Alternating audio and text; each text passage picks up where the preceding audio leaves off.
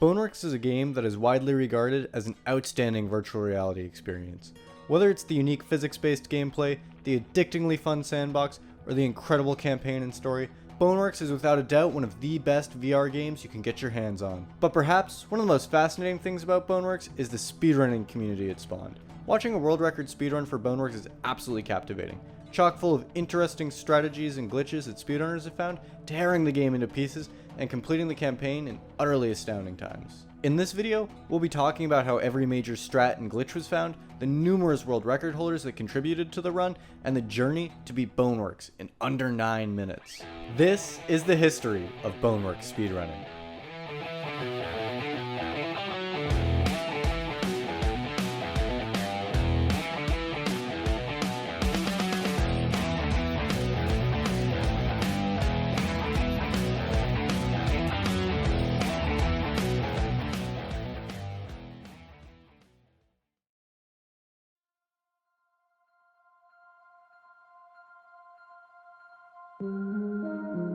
The first ever recorded any percent speedrun for Boneworks was a 59:58 by Nova, only 3 days after the game was released on December 13th, 2019. This run was extremely rudimentary, and when watching Nova's run, it's clear that not a lot was known about the game at the time. In fact, it's impossible to even view Nova's runs today, so we'll skip Nova's time and go directly to the next world record, set a day later on the 14th of December by Asus, otherwise known as Justin H. Asus got a 38:06 on December 14th, bringing the record down by over 20 minutes in just one day, and this is the run we'll be taking a look at to get a basic understanding of the run as a whole. The Boneworks campaign has a total of 12 levels, excluding the 2 cutscenes. In order, they are Break Room, Museum, Streets, Runoff, Sewers, Warehouse, Central Station, Tower, Time Tower, Dungeon, Arena, and Throne Room. To beat each level, the only thing that's required is to reach the level exit, which will simply load you into the next level when touched. Let's take a look at how Asus completed each of these levels in his day 4 run. Break Room is a simple tutorial level, and after Asus completes a short lesson on throwing, all that's left to do is flip a few levers and walk through some corridors. You can see in Asus's run that he doesn't just use Boneworks' sprinting to get around, but rather, he does short jumps while moving. This is called bunny hopping, or bee hopping, and you might recognize it from other games with speedruns. Bee hopping in Boneworks requires the player to crouch in real life and tap the jump button whenever the player hits the ground. Not only does it look cool, but it also helped the pace of the run tremendously. This would become the primary movement tech for all of Boneworks speedrunning. Boneworks' second level is Museum, which is merely a continuation of the tutorial.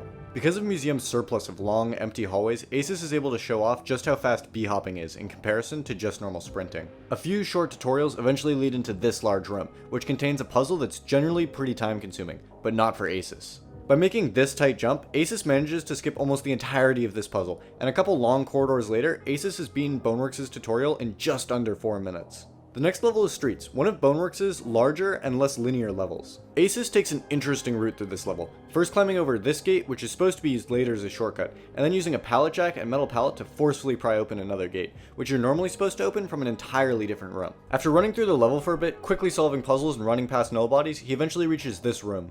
If you didn't know, this room has a secret balloon gun hidden behind a difficult platforming challenge.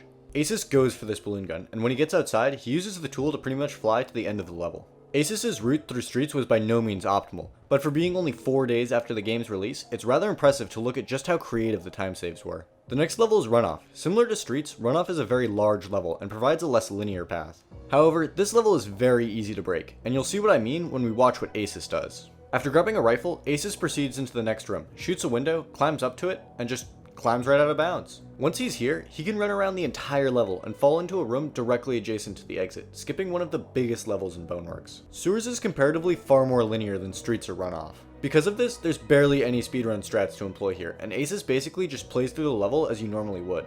Warehouse can be seen as the halfway point of the run. It's a very short level that can be broken very easily. The 2 walls that separate the parts of the level are extremely easy to jump over, and after Asus runs through this skirmish of Omnis, he completes the level in a measly 1 minute and 40 seconds. Central Station is a bigger level, and is notable for being split into 2 distinct sections. The first challenges the player to figure out how to reach a button that's suspended over the air. The fastest way to reach the button is to take this secret path behind the train. This will then lead the player into the long room that contains the button. Usually you're meant to take a completely different path through the first half of Central Station to reach it, but by cleverly climbing up these lights, Asus can press the button early. The second half of Central Station is a confusing maze of rooms and vents, and there are multiple different ways to traverse this section, which all eventually lead to the end of the level. Here's how Asus does it in his run.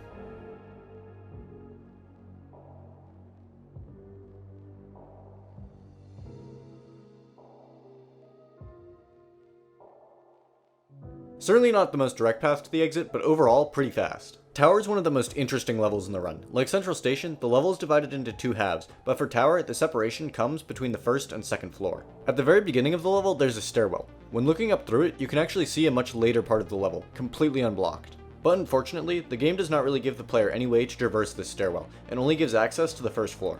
Had there been a way to jump up this stairwell, however, Asus would be able to skip over half of Tower. The first floor of Tower is a color-coded key mission, in which you search for 3 different keys and their respective locks. Asus skips the first key entirely by making this tricky jump to this balcony. Then he uses that key to unlock a room containing the third key, and once he makes his way to the final door, he's completed the first floor of Tower. The transition to the second floor is fairly linear, containing a few rooms filled with enemies that Asus runs past, and one puzzle that he skips by jumping over a wall. The second floor of Tower is an Omni-infested gauntlet. Jumping on top of this wall makes the section a little less hectic, although he does accidentally die before successfully making it to the end of the level. Time Tower is unlike any level in the game. The entire level consists of one challenge. Activate the bomb by launching 4 gravity balls into each of the corners with cannons. With every successful shot, more and more enemies begin to spawn, and if you die, the level resets. To set up this challenge, Asus first throws the gravity balls towards each of the cannons. Then he begins to load the cannons and fire. Without any proper setup, being only 4 days into the game's existence, Asus takes quite a long time lining up each shot, and even misses the last one.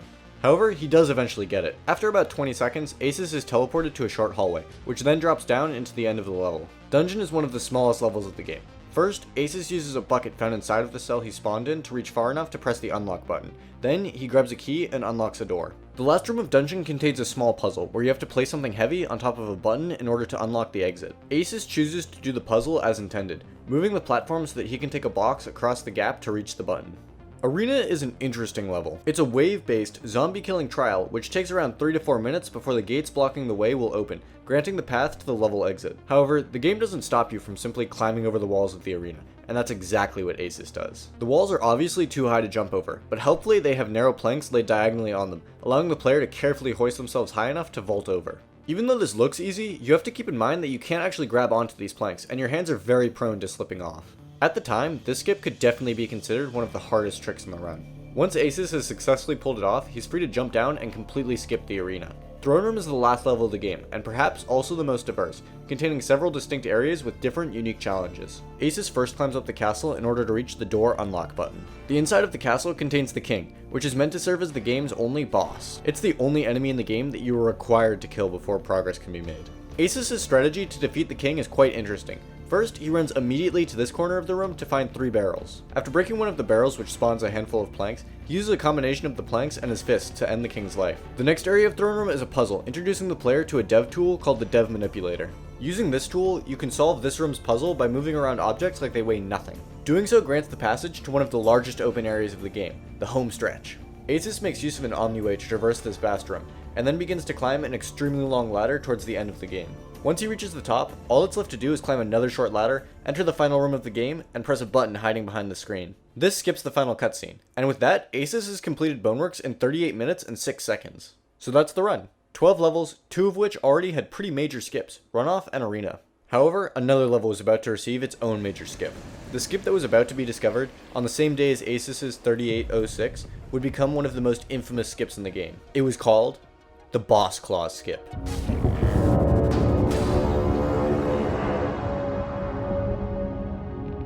In the level Streets, there's a massive machine that patrols a street that spans across the entire length of the level, from the beginning all the way to the end.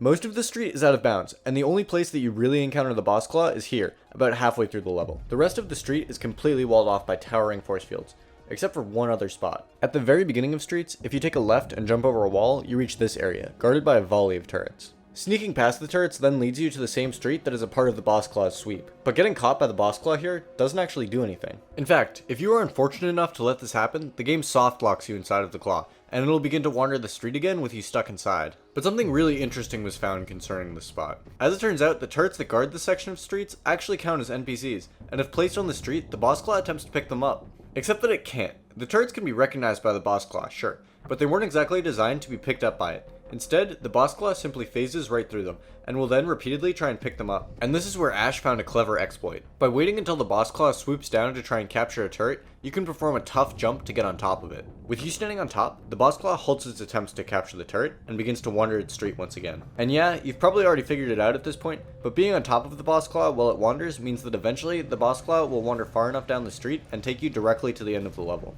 And so, with this new insane skip, it was now possible to skip pretty much all of streets. The only downside to this skip was that for the boss claw to wander all the way to the end of the level, it required a considerable amount of luck, and there's a decent chance you'd be left waiting on top of it for way too long. However, one thing was clear, and that was that this new way of doing streets was significantly faster than the route Asus used in his 3806. Using this skip, Asus improved his time again on the same day, bringing the record down by another 8 minutes to an even 30:30. Aside from the major skip in streets, the only other optimizations used in this run was a faster route through the second half of Central Station, and the use of an axe to press down the button in Dungeon to skip having to move the boxes over. The rest of the time save came from better executions of everything in the run, like not dying on the second floor of tower. Suddenly, it seemed like Boneworks Any% was about to see a time in under 30 minutes, not even a week after the game's release. Asus would prove this to be true by lowering his world record yet again, getting a 28:07 just a day later on the 15th. Asus got considerably lucky with the boss claw skip in this run, taking only 2 cycles to carry him all the way to the end. He ended up taking a death in Central Station, but exited the level still a minute ahead of his world record. After a flawless tower and time tower, he reached Dungeon. Dungeon had received yet another small optimization. By dropping ammo clips from your belt to weigh down the button, you skip the need to pick up the axe. Arena also had an easier way of performing the skip, which involved using a box to give Asus more height. Asus entered the final level almost 2 minutes ahead of a 31-minute time, well on his way to get the first sub 30 and the world record.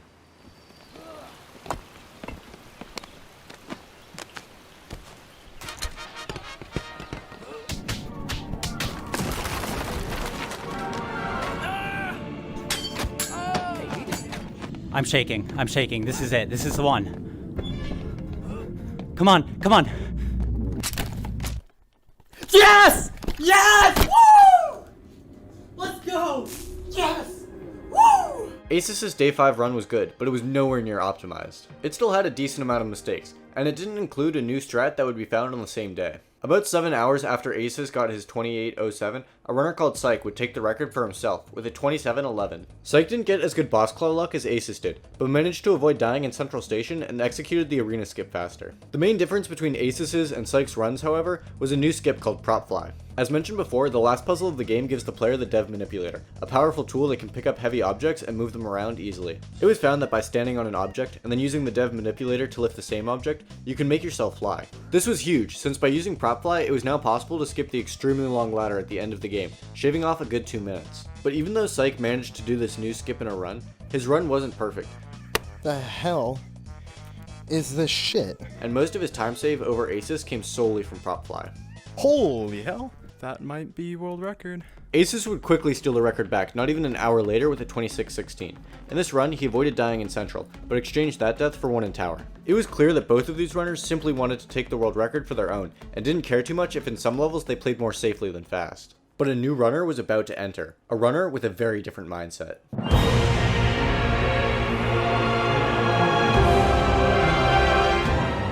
A new runner called Magellan had been practicing Boneworks Any% for a couple of days by this point. Magellan had a different mindset. He was willing to play as risky as possible, trying to utterly dominate the current times and steal the world record for good. Magellan got his first world record on the 16th with the 25:14, already crushing Asus's 26:16 by over a minute. You could tell that Magellan's movement was much more refined, and he took riskier strats than any of the other players. And although he took an unfortunate death in Central and missed a shot in Time Tower, Magellan's final time came to be over a minute ahead of the world record, and he was not done there. On the 17th, some things were discovered. First, a small but difficult time save in Museum, where you would use a sledgehammer to ride this ramp up, making the big puzzle room a little bit faster. The second and more important find was the discovery of super jumps, tech that involved jumping in the game and real life at the same time, giving the player an enormous jump.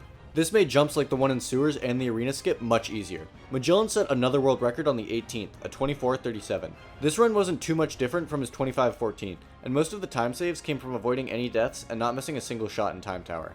On the same day, Magellan got another record, a 24:02, just barely missing a sub-24 time. In this run, Magellan finally managed to get a decent boss class skip, saving him 45 seconds. This run would have easily been under 24 minutes, if this didn't happen. He hit the button! Aces managed to capitalize off Magellan's time losses in his 24:02 and briefly stole the record back on the 19th with a 23:36. Aces' run didn't come without time losses either though, in which he lost time in streets due to bad boss claw luck and in central where he lost the cart. This run would only last 2 days until Magellan took the record back on the 21st. In this run, not only did he get really good boss claw RNG, but he managed to perform a difficult jump off of it that landed him very close to the level exit, using the super jump found just a few days prior. We made it. We've run. In runoff, Magellan was no longer using the rifle to shoot the window. Instead, he was just straight up breaking it with his face. In Central, he took an unfortunate death, losing around 20 seconds. He had a perfect time tower, putting him well over a minute ahead. In Dungeon, it was found to be faster to go through the back of the cell, pushing out one of the bricks and then vaulting through the hole that was created. This saved Magellan another 10 seconds. His arena skip was a bit slow, and his execution of the final puzzle wasn't much better. To finish this run, Magellan decided to try a faster version of the prop fly strat, but ultimately gave up and finished the run without it. The final time of this run was a 22:49. What did I get? 22:49? I'll take it. On the 24th, Magellan set the record once again, brushing up on his mistakes in Central, Arena, and Throne Room. This run wouldn't even last an hour before he pushed the record even further, with a 21:16, an absolutely astounding time. Magellan was single-handedly dominating Boneworks any percent, and besides a rather minor death in Tower and a slightly slow arena skip, Magellan's 21:16 looked almost perfect. He even got the fast prop fly in Throne Room, a strat that saved another 20 seconds. 21:16. Yes. But believe it or not, Magellan was far from done. In fact, it was around this time that Magellan set a goal for himself, hoping to find himself at a sub 20 time before the end of 2019. Magellan himself said that sub 20 was going to be hard to get without the addition of any new strats, and so he decided to start looking. And on the 27th of December, Magellan found something.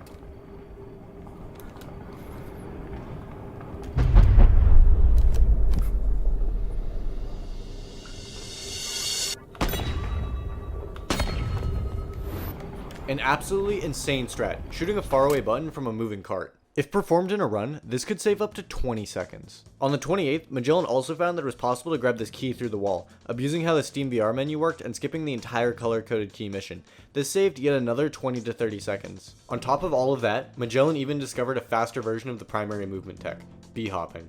He discovered that if you hold the jump button down and let go of it quickly when you hit the floor before pressing it down again, it would provide much better results than simply tapping the jump button. With all these strategies combined, the button shot in Central, the key grab in Tower, and the faster B-hopping, along with time saves already present in Magellan's 21:16, sub 20 was actually looking to be possible, and it was possibly going to happen before the end of 2019. And on December 30th, Magellan set a world record. This is the last run. I'm exhausted.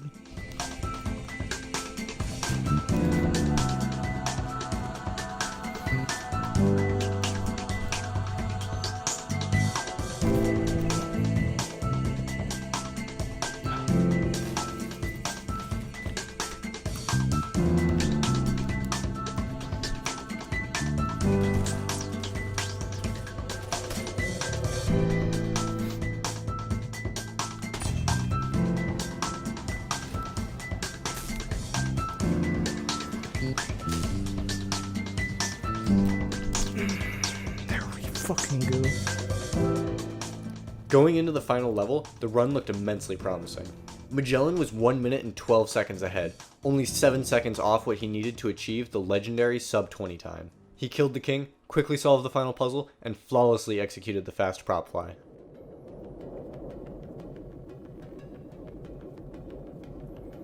This is a bad prop fly. I'm not sure I can control this. Or indeed.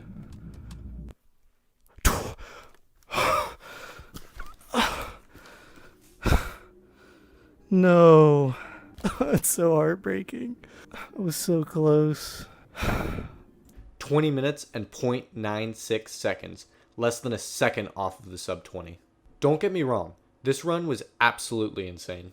Throughout the entire run, there was barely any time loss. Magellan pulled off every strat flawlessly. He played Boneworks faster than anyone had ever done at the time, but it wasn't sub 20, and rightfully, Magellan was pretty disappointed. He'd been doing runs all day, for 5 hours at a time, just trying to get the sub 20 before the end of the year. Most of the attempts would die to the boss claw skip, a skip that many players were finding incredibly irritating due to its reliance on RNG. Magellan just didn't want to run the category anymore, and with all the pressure on him to bring the record below 20 minutes, he was more than willing to let other runners catch up and take the sub 20 for their own. On January 1st, Syke got a 21:30, putting him firmly in second place. And on the 5th, Syke discovered a different way of doing the boss claw skip. Instead of letting the boss claw simply carry you to the end, Syke set up the turret as close to the edge of the street as he could, so that when the boss claw started to move, it would get stuck on the wall. Given time, the boss claw will suddenly fling you across the level, and if you get lucky, it can land you extremely close to the end of the level. This version of the boss claw skip would be called Slingshot, and saved about 10 seconds if done in a run. On January 7th, Melon Man took second place for himself, with a 21:26. And then, on the 8th, an easier version of the key skip in Tower was found, where you use this generator to clip into the other room, skipping the need to bother with any weird SteamVR tech. With this skip, Melon Man PB'd again with a 20:42, in what is probably the best speedrun this game will ever see.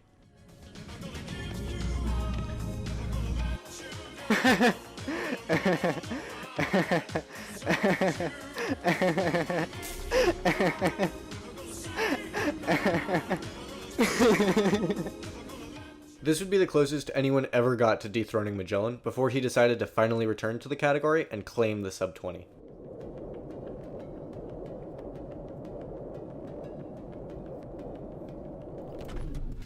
I don't care. I don't care. I don't care. Because this is it. Fuck yeah, dude. Crushed it. 1929. Sure, it wasn't done before the new year, but Magellan's sub 20 was a seriously impressive feat for the time window it was done in. Not even a month after the game's release, and the world record speedrun had already been pushed below 20 minutes. But things were about to get so much faster. On January 10th, Double Moses suddenly began asking the speedrun channels if they knew of a way to get on top of a wall in Time Tower. He got his answer. Using the gravity staff and the gravity balls that the level provides, it's possible to fly around, similar to how prop fly works in Throne Run. But what's the significance of getting on top of this random wall? Well, as it turns out, atop these walls there happens to be some missing ground, letting the player just fall right out of bounds, if they can get up to it. Back on the 16th of December, it was discovered that the exit of Time Tower resides just under the main level. If you could somehow get out of bounds and fall into the level exit, you could completely skip having to do the lengthy gravity ball challenge, which took up to 2.5 minutes, even in a speedrun. And so, with a combination of prop flying and falling out of bounds via this missing floor, it suddenly became possible to skip all of Time Tower. This new trick saved about 1.5 minutes, one of the biggest time saves ever found in the game's history up until this point. Almost immediately, Melon Man set a world record on the same day the trick was discovered, a 19:27, just barely beating Magellan by only 2 seconds. This record literally only lasted for 3 minutes, as Magellan came barreling in with an 18:22, absolutely demolishing Melon Man's time, and his own. However, despite how much time Magellan saved over his previous PB, he didn't even save the amount of time that Time Tower Skip could theoretically provide, and Magellan knew that sub 18 was going to happen. But then suddenly, another huge skip was found. This time, the level to be broken was Sewers, a level that for a while had been theorized to have some out of bounds stuff, but never been properly tested. But that would all change on the 25th of January, when Magellan came to the speedrunning community with a new trick, called Sewers Out of Bounds. The jump to get out of bounds was extremely difficult, and the movement after it wasn't free either, as some of the jumps were very far, and some of them even required the use of a sledgehammer to get even more height than a regular super jump. Sewers Out of Bounds was not an easy trick. In fact, it was so difficult that it would easily become the hardest trick of the run. Harder than the central button shot, harder than the arena skip, harder than the boss claw skip. Around this time, another skip was found by Magellan, and this time, it was an out of bounds trick in Throne Room. However, despite the skip's ability to save around 10 seconds, it put Sewers Out of Bounds to shame in terms of difficulty, and even challenged the boss claw skip in terms of how luck-based it was. Combined with the fact that this trick had to be pulled off at the very end of the run, Throne Room Out of Bounds was never to be used in runs. This is a good example of a trick that was simply too extreme for runners to do, even when attempting a world record. On the 27th, another way of getting out of bounds in Sewers was discovered. Instead of a difficult jump this time, it was a very luck-based clip through a wall. Because of the discovery of this clip, Sewers Out of Bounds was now confirmed to save enough time to be worth it, around 20 to 30 seconds. And now, a new world record for Boneworks Any% was about to be set, but not by Magellan. This time, the world record was set by Syke on the 2nd of February with a time of 18:14. We've talked about Syke already, as he was the world record holder a couple of days after the game came out, and was a decent contender for obtaining the first sub 20 time. Syke had always been just out of reach of the world record, staying firmly in the top 3 for most of the game's history up until this point. But with the new Time Tower skip, Syke finally found his moment to shine, taking the world record for himself. Is it? Yes! And he intended to stay at the number 1 spot. Interestingly enough, Sykes' 1814 did not include Sewers out of bounds, a skip that would have easily saved him up to 30 seconds had he done it. The first run to actually use the new Sewers out of bounds was by Magellan, a world record of 18 minutes, just 2 days later on the 4th of February. In this run, not only was Magellan going for this new skip, but he was even attempting the precise sledgehammer skip in Museum, and a new optimization in Tower, where instead of going safely around the top floor, you make these difficult and stressful jumps across the middle garden. Failing these jumps would have you falling all the way back down to the first floor of Tower, making them extremely risky. In his 18 flat, Magellan lost most of his time in Time Tower, where this happened. Oh, what? That's hilarious. 18 on the minute? I'm mad, dude. I'm so furious. That's hilarious. Syke managed to steal the sub 18 from Magellan on the same day, but only by 8 seconds with a 17:52. It took until the 10th for Magellan to take the world record back again with a 17:35. In this run, he lost a lot of time to streets, and a little more time in throwing him while trying a new way of killing the king, which involved taking the crown off his head and then using the crown to kill him. Syke managed to crush this time on the next day, barely missing the sub 17 with a 17:08. He was finally attempting Sewers out of bounds, scoring him an easy 30 seconds. Not only that, but with the help of the new garden strat and tower, he was able to save another 30 seconds. But the next day, Magellan took it back again, snatching the sub 17 with a 16:46. Nice, what a get. Yes! Ooh. That feels so good. Yes. I'm so happy. And then, Syke took it back on the next day, a 16:38 on the 13th. And with both runners now under 17 minutes, this marks the point when things finally began to calm down. After the week-long scuffle, Magellan finally decided that he would let Syke have first place for good, satisfied with what he had done in the any percent category of Boneworks. It would take another month after his 16:38, but Syke eventually managed to lower his time yet again, to a 16:14 on the 17th of March. This was around the time that Half-Life Alyx would release, one of the biggest VR games to ever hit the market. A lot of Boneworks runners like Syke and Magellan would completely switch gears to speedrun this new exciting game, and for a brief period of time, Boneworks Any Percent was kind of forgotten. Or at least, the world record push would be forgotten. During this downtime, a little scuffle over the 3rd place spot would happen. Syke and Magellan had pushed their times so much lower than everyone else that they could just forget about the category for months and not have to worry about their spot. So instead, 3 runners would fight over the 3rd place spot: Drew Mile Ham, Goldpro, and Just Globe. Just Globe would eventually be the one to claim this spot pretty securely, bringing his time all the way down to a 17:24. But even with a time like this, he was still over a minute behind Syke's first place, and just under a minute behind Magellan's second place. This really went to show just how far ahead of the game Syke and Magellan were at the time. This would also be around the time that Boneworks 1.4 would release, which added some new sandbox maps to the game. This update didn't add anything to the speedrun though, except for one thing. With this new update, pressing the skip button too fast in both the game's cutscenes would completely soft lock the game. This new glitch was pretty annoying for speedrunners, and strangely enough it would never get patched out of the game, almost as if the devs were purposefully trying to hinder speedrunners. Eventually, Syke would return to the category, and push his time even lower towards a sub 16. This happened on the 23rd of April, a 16:03, only 4 seconds off a sub 16. After this, it would take another month for Syke to bring the time down again, which he did on the 23rd of May, getting the first sub 16 with a 15:46. We're done here, boys. We're done here. By this point, Syke had had the world record for over 3 months, and was by far the furthest ahead. But then suddenly, a new runner emerged, Goldpro. A runner that was part of the scuffle for top 3, but was suddenly lowering his times at an alarming rate. On the same day that Syke got his sub 16, Goldpro got a 17:33, putting him in 4th place. In Goldpro's run, he didn't do Sewers out of bounds, died in Sewers and twice in Tower, and messed up the time tower skip. All in all, over a minute of time loss. Goldpro improved his time 6 days later, a 16:52 on the 29th of May. In this run, he lost an incredible amount of time to streets, where a slingshot left him far away from the level exit.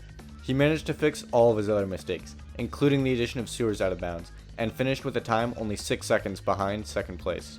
He quickly improved his time again, getting a 16:09 on the 31st, beating Magellan and claiming an easy 2nd place.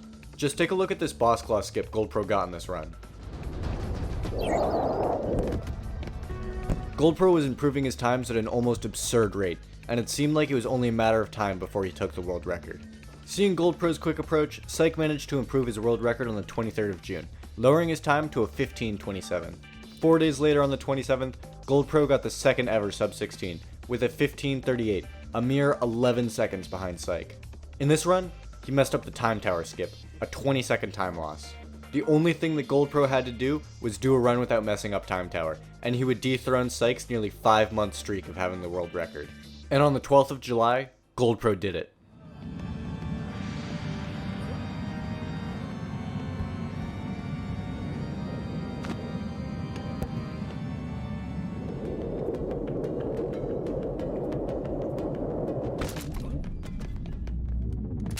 (15:05), the world record, and an incredible one at that. With almost no mistakes, Goldpro's 15:05 seemed to be pushing the limits of the game. It seemed like that was it. Without the addition of any new strats, it seemed like this was the lowest that Boneworks Any% was ever going to go. But of course this wasn't the case. Not a month after Goldpro's 15:05, a new skip was discovered. Back on June 18th, Boneworks 1.5 was released, an update to the game which added a new arena mode called Zombie Warehouse, but more importantly, it changed the way that jumping worked. In the 1.5 update, whenever you jumped, your legs would retract midway through. Not only did this make b-hopping significantly faster, but it made super jumps, when used with slow-mo, very, very high. This high to be exact. That's how high you can jump now.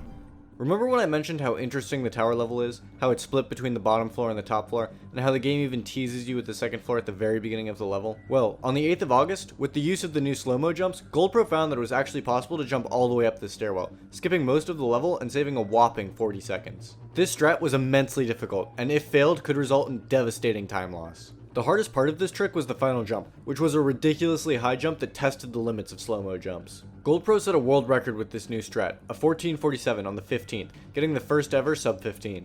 Even though Goldpro pulled off this new skip in a run, he only saved 18 seconds off his 15:05 out of a possible 40, and he lost the world record only 5 days later when Syke swooped in with a 14:29, beating his 15:27 by 58 seconds. The record would stay at 14:29 for a while, until a new runner named Cody decided to take advantage of the new tower skip and attempt to snatch the world record for himself. He would beat Goldpro's second place with a 14:41 on October 7th, coming only 12 seconds away from the world record. Boys, this is a very fast run. I'm just gonna say that. Holy shit! Holy shit! Second place, boys. Second place. He then PB'd again on the next day with a 14:39, another 2 seconds closer. But Goldpro wouldn't stand for third place, and returned to the category briefly to beat Cody and Syke in one swing, bringing the record down to a 14:17.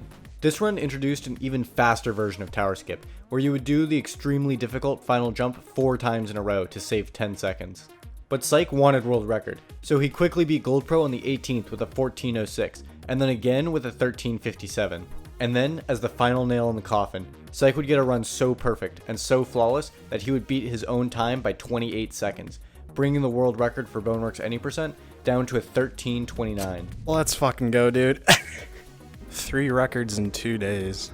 And to no one's surprise, this would stand as the world record for a very long time. Goldpro would eventually get himself a sub-14 as well, but had no intentions of trying to beat Syke's incredible, seemingly unbeatable 13:29. And for anyone to ever have any chance of even coming close to this time, something new would have to be discovered. And wouldn't you know it, it happened. Enter runoff launch.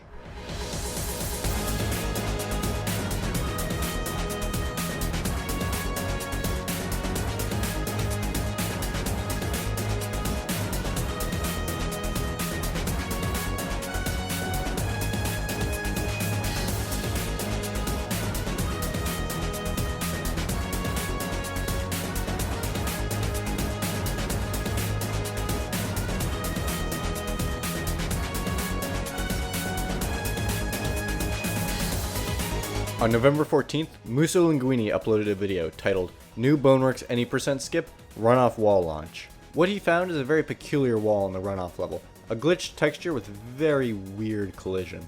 When trying to touch this wall, it immediately forces you out of it. With some experimentation, Muso Linguini figured out how to trick the wall into launching you across the level, a launch that perfectly landed you close to where you would drop down into the level exit. Prior to this, the speedrun route for runoff had always been very grueling and slow, almost comical in how long it was. And now with this launch, you could potentially save over 30 seconds in this level. The world record for runoff would quickly fall from a 142 to a 108. In the beginning, the route that was used to reach the launch spot was fairly simple. First, you would get out of bounds using the same window as before, run past an Omni projector, and jump up a wall. This would be the route that runners used for a while they practiced this new trick, all the way up until December. On the 11th, Goldpro discovered that it was possible to perform a massive slow-mo jump at the very beginning of the level, crashing through a skylight and putting you out of bounds a lot sooner. Not only that, but being on top of this roof provided a much more direct path to the launch, and all in all, this route would save another 10 seconds. But even with all of this new time save, it took until January of 2021 before anyone beat Psych's 13:29. That's how insane his run was. Psych beat his own time on January 20th with a 13:08, the first run to feature a runoff launch. In a surprising turn of events, Goldpro actually managed to sneak in a record of his own just 3 days later, barely beating Psych with a 13:02.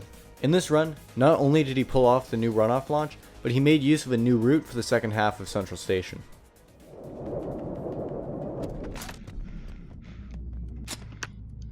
Whoa, yeah! Let's go! Let's go! Let's fucking go! What was that, like, third try? Are you fucking kidding me? Oh. But Goldpro only got to celebrate for about a day, before Psych beat the record again, getting the first sub 13 and landing a clean 12:49. Oh, please. Ha ha ha ha, dude. Oh my god. Holy shit. Holy shit.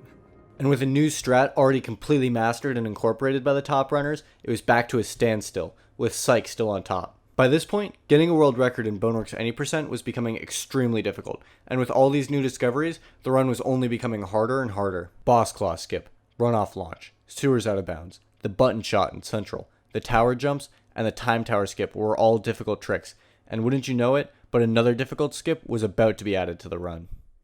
In the museum level, in a room about halfway through, there's a curious little prop sitting on top of a counter, surrounded by other random props. The item we're interested in here is this little red valve. For a normal player, this valve has absolutely no meaning. It's just a random prop. You can't even force grab it. It doesn't have any use whatsoever. But what if I told you that this thing was about to completely break the museum level in half? Back in June of 2020, XRS discovered that this little red valve has very strange properties. And you just grab it, you put it underneath your chin. You put it to your chest, then underneath your chin. And you lift up, and you go forward. It's pretty controllable if you give it a use. You can go really fast. You heard that right. Upon putting this random prop underneath your character's chin, the unusual physics that this prop possesses will push your player into the air, making them fly. Now, why didn't anyone use this back in 2020? Well, to put it simply, people found it incredibly difficult to control, and after a little experimentation, it was immediately shunned and said to save almost no time. The valve trick would go untouched for a good 5 months after it was discovered, but now that the world record included insane strats like tower jumps and runoff launch, and the time was down to under 13 minutes, the valve trick was finally beginning to be considered again as a new question entered everyone's minds. Is it possible to beat Boneworks in under 12 minutes? Well, on January 26, 2021, the answer would become quite obvious.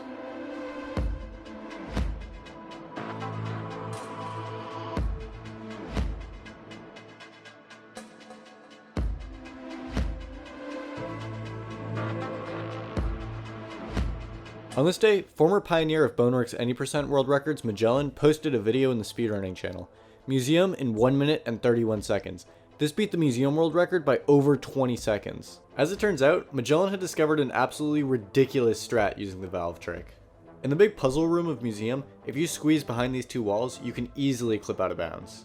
Usually, this clip is useless, since when you clip out of here, you just fall infinitely, unlike other out of bounds clips where you can get clipped onto solid ground. But Magellan found that by using this clip and taking the valve with you out of bounds, you could fly under the map straight to the end of the level. This crazy trick would become very infamous to the Boneworks speedrun. Funnily enough, it's directly referenced in Boneworks' successor, BoneLab. For me, it started with a valve.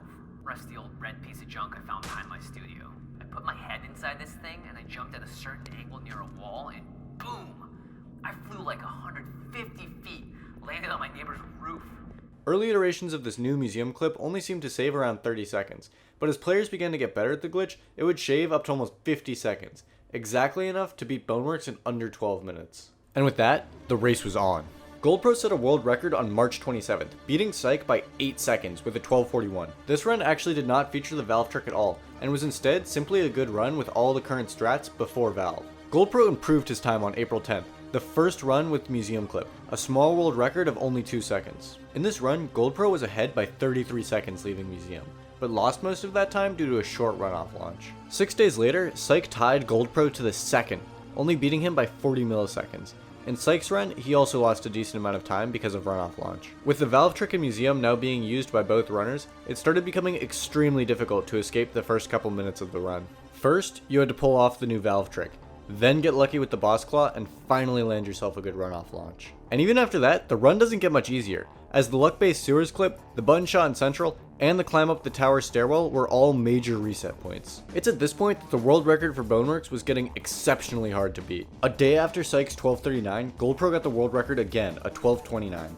In this run, he got a better runoff launch but lost a lot of time in tower, due to poor execution of the stairwell jumps.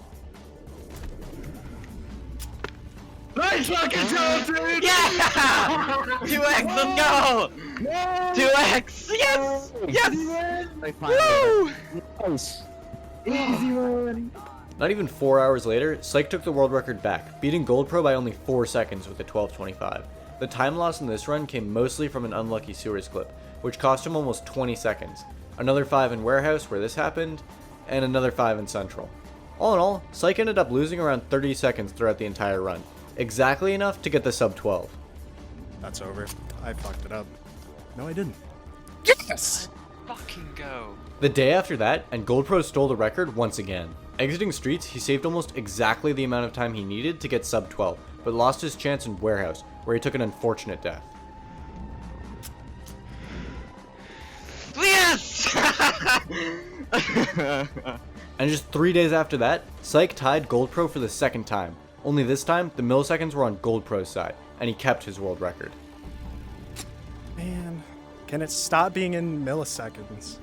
And now, with both of these runners only 6 seconds away from the elusive sub 12 time, one of them was going to get it any day. On April 25th, Goldpro got onto a run. It is a 141, isn't it? 140.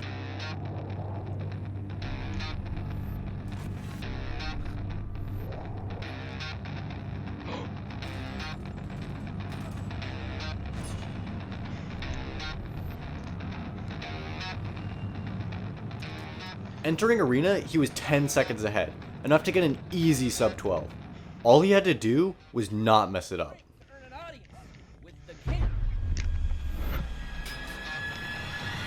No! He failed. Unless...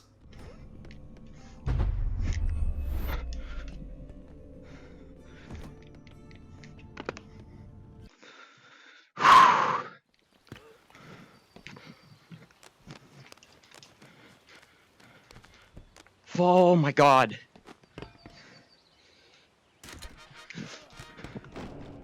Get up. All this way. Dukes up!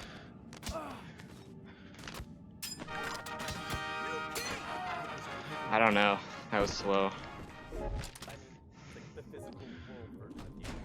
How were you even still in there? That doesn't even make any sense. I mean, technically...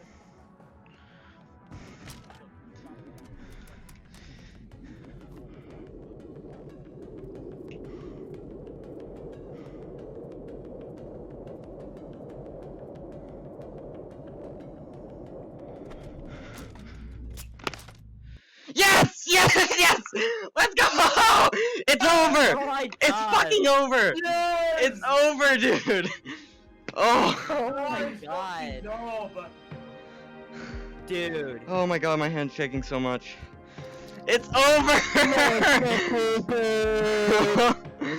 Sub 12 is real! Holy shit. Oh my fucking Oh, that arena gave me a literal heart attack, dude. Oh my fucking god. That arena, I have never seen that recovery in my life. Yeah. That was impressive. I've never seen that Oh before. my god. Holy shit. Oh my god. And with that, it was over. Goldpro had done it. He had beaten Boneworks in under 12 minutes. An absolutely incredible achievement. Psych would do many runs following Goldpro's 11:57, grinding the category, trying to take the world record back. But in the end, he gave up. This record would stay on top for many months after this, becoming one of the longest standing records in all of Boneworks speedrunning.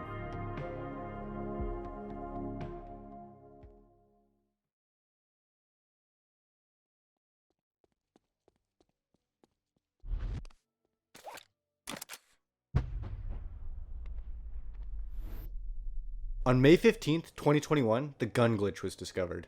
It was a glitch unlike anything the game had ever seen before. Similar to the valve, the gun glitch, also known as the double mag glitch, would allow the player to fly using only one item. Except that this time, instead of the item being some random prop that only exists in Museum, this time it was something that was found in almost every single level.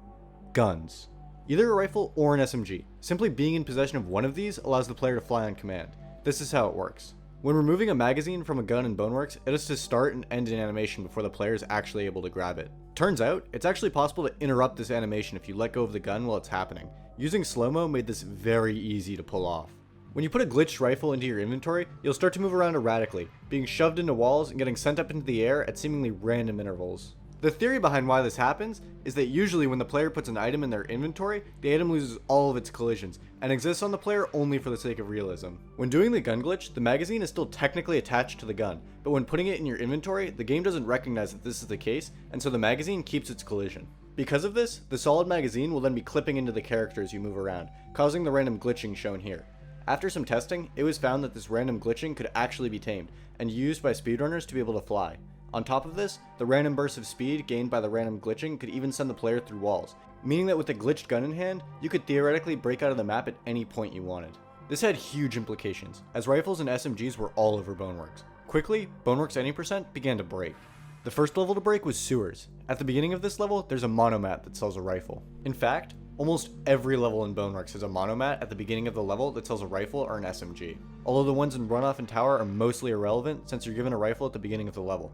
This will be important later, but for now, the level in question is sewers. On the same day that gun glitch was introduced to the speedrunning community, Goldpro discovered that with the rifle bought at the beginning of sewers, you could do the gun glitch, clip out of bounds in the corner of the first room, and then fly past the entire level. In the early days of gun glitch, it took a while for speedrunners to master flying with the glitched gun, but it looked like this trick could save around 30 seconds in sewers alone. Around this time, the glitchless speedrun tournament for Boneworks took place, hosted by Psych. This would distract runners like Goldpro and Psych away from any percent for a bit, but once it was over, gun glitch began to take over more of the run.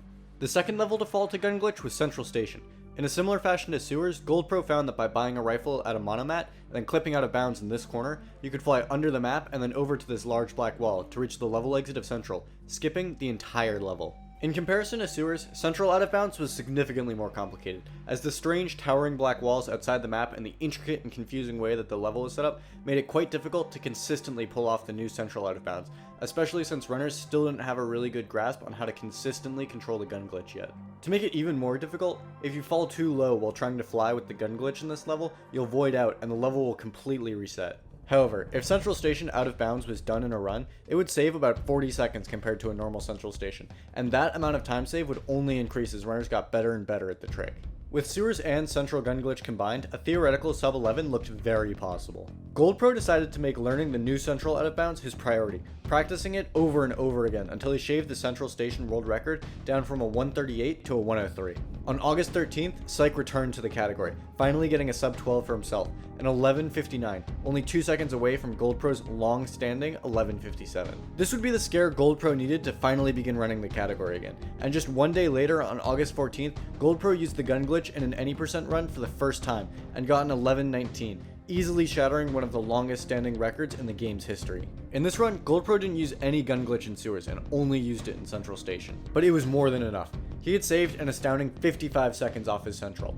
However, it was clear that if he used gun glitch in sewers, the run could easily go under 11 minutes. But with Psych unwilling to contend for the world record anymore, and with the run now this fast, it seemed as though no one really cared enough to make this final push. Goldpro would take small steps towards the sub 11 throughout the rest of the year. First with an 11:17 on September 4th, finally introducing Gunfly into sewers, albeit with a slower way of doing it, using the normal sewers clip and then executing the gun glitch there instead of using the corner clip Goldpro found back in May to start the Gunfly at the very beginning of the level. On November 26th, Goldpro found a small optimization in sewers. Apparently taking a right in this room is around 5 seconds faster than going left. Who would have guessed? On the same day, Goldpro improved his time to an 11:08, and a day later on the 27th, he finally brought it down to a 10:57, the first ever sub-11 time. Is this it? Is this it? I don't know. It could barely be not. It's it, dude! It's it! Oh, there it is. Sub 11. Oh, wow. Sure, the run wasn't perfect. It had a slow streets, some time loss in tower, and most notably, a very slow dungeon, in which the ammo clips, for whatever reason, decide to not open the gate. It also lacked the corner clip in sewers, a strat that would in theory save another 20 seconds. But with this minute barrier down, and with Goldpro now over an entire minute ahead of Psych, the second place, it looked like the history of Boneworks any percent was coming to an end. Except that a certain runner was about to try and take the world record back for himself again. Psych was running any percent again, and with the new gun glitch at hand, he was ready to contend for first place once more. Psych would get his first personal best with the gun glitch on December 22nd, and 11:24, using both the sewers and central gunfly strats. And 8 days later on the 30th, Psych would barely snatch the world record back with the 10:51. It seemed like Psych was back in the game, back and ready to stay dominant in the category. That was until January 1st, 2022, when Goldpro did this.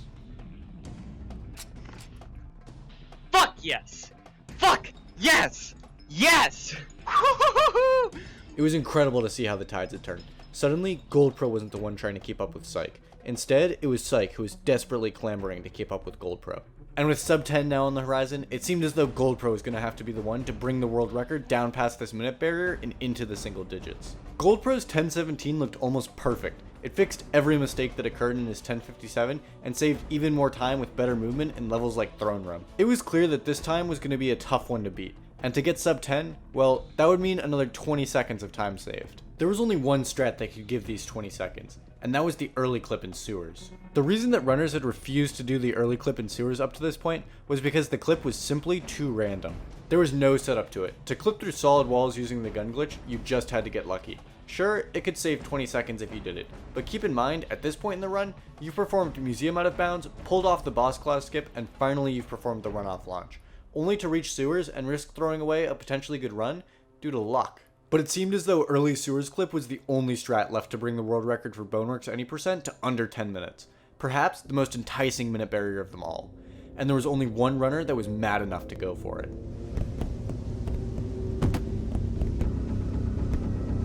Even though Goldpro got the early clip in this run, he was merely making up time for a shoddy runoff launch. Exiting Warehouse, he wasn't even ahead of his 10:17. Throughout the rest of the run, he managed to gain an edge over the 10:17, and he finished this run with a 10:14. 6 days later, Goldpro got the early sewers clip in a run again. Only this time, the clip took a significant amount of time, and ended up costing him around 10 seconds. He continued the run and ended up finishing with a 10:05, only 6 seconds away from a sub 10 time. Goldpro would spend the next week grinding away at the category, and eventually, he got on the run he needed.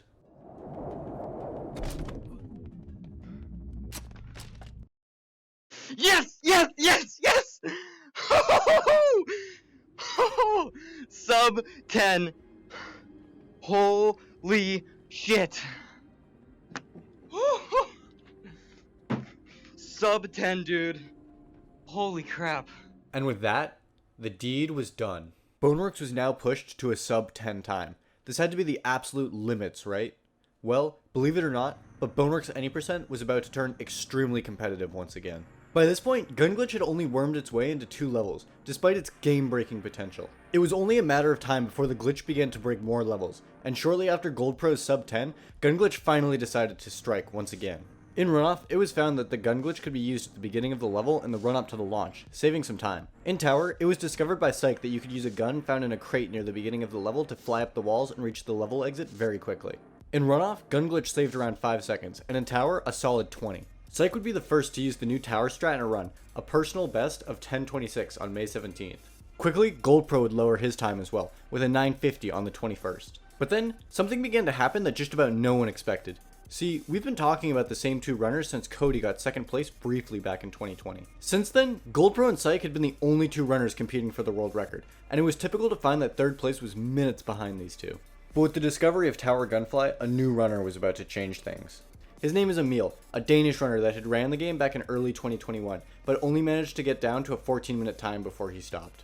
The main reason why he quit was because of the tower jumps, a strat that was an obstacle for many runners. It required insanely high super jumps, and some people were just not able to do it. But now that tower had a new and faster way of being performed, super jumps were rarely even seen in the run, besides a scant few spots that had easy workarounds. And so, with tower jumps no longer an obstacle, Emil began to lower his times, and lower them he did.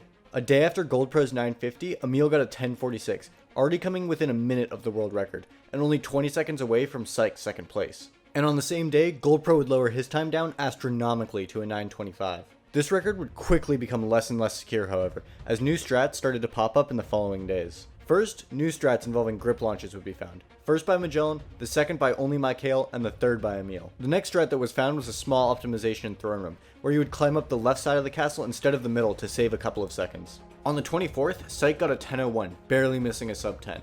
On the 25th, Emil got a 1041, and on the 27th, a 1025, quickly closing in on Psych's second place. Then, a different and faster method of flying with the gun glitch was found by Melon Man, coined Melon Fly. With this new tech, you could save about 20 seconds in sewers. It was becoming apparent that sub 9 was now possible. Psych got a personal best on the 28th, a 944, the second ever sub 10. This would be Psych's final run in Boneworks Any %. After years of competing for the world record, it was apparent that he no longer cared enough to try and catch Goldpro. He was satisfied with his sub 10 time, and rightfully so, as achieving a sub 10 time in Boneworks Any % is a truly magnificent achievement. But now, Psych's Any % journey has come to an end, the end of an absolute legend. And with that, it was down to Emil to catch Goldpro before the sub 9. Emil got a PB on June 7th, a 1008. 2 days later, Emil PB'd again with a 942, beating Psych's time and becoming the first person to change up the top 2 in almost 2 years. A day after that, Goldpro improved his world record, protecting the spot from Emil with a 909. It was looking like Goldpro was about to take the first sub 9 for himself, and on the next day, June 11th, he did this. Oh.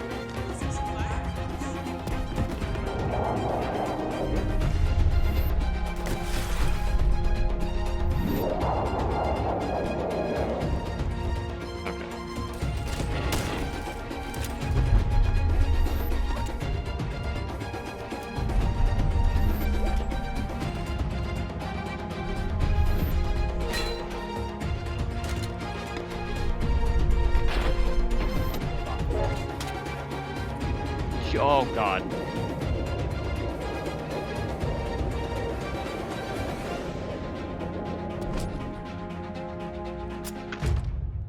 No! No! Are you fucking kidding me? 9 flat. He missed his chance at a sub 9 by only 15 milliseconds. It was right there, and he missed it. Over the following couple of days, Goldpro would do many attempts for the sub 9, hoping to cross the minute barrier before Emil did. Emil got a PB on the 14th, a 926, putting him less than 30 seconds from Goldpro, the closest anyone had ever come to beating him in quite a while. And for a split second, it seemed like maybe Emil was going to be the one to get the first sub 9. But then...